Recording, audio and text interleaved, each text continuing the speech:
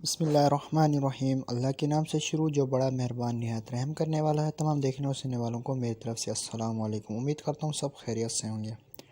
دوستو، آج کی ہماری کہانی کا نام ہے کام کرنے کی برکت۔ حضور پاک صلی اللہ علیہ وآلہ وسلم کے پاس ایک غریب آدمی نے جا کر عرض کی، میرا ہاتھ بہت تنگ ہے، کوئی ایسی تجویز بتا دیجیے یہ تنگی جاتی رہے۔ آپ نے پوچھا، کچھ تمہارے پاس ہے ابھی؟ اس نے کہا، صرف ایک دری ہے اور ایک لکڑی کا پیالہ ہے۔ فرمایا، دونوں چیزیں لے آؤ۔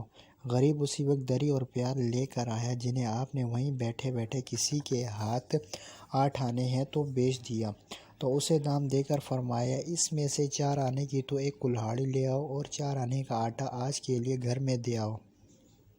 تھوڑی دیر میں جب وہ آٹا گھر پہنچا کر اور کلہاڑی لے کر آپ صلی اللہ علیہ وآلہ وسلم کی خدمت میں دوبارہ حاضر ہوا تو آپ نے فرمایا، آپ نے اپنے ہاتھ سے اس کلہاڑی میں لکڑی کا دستہ لگایا اور فرمایا، جاؤ، ہر روز جنگل میں جا کر تم اس سے لکڑیاں کاٹ لایا کرو اور انہیں بیچ کر گھر کا خرچ چلایا کرو۔ 15 دن بعد پھر آنا اور ہمیں اپنا حال سنانا۔ غریب نے 15ویں دن آ کر عرض کی، گھر کا خرچ چلا کر اس وقت میرے پاس بہت دولت ہے۔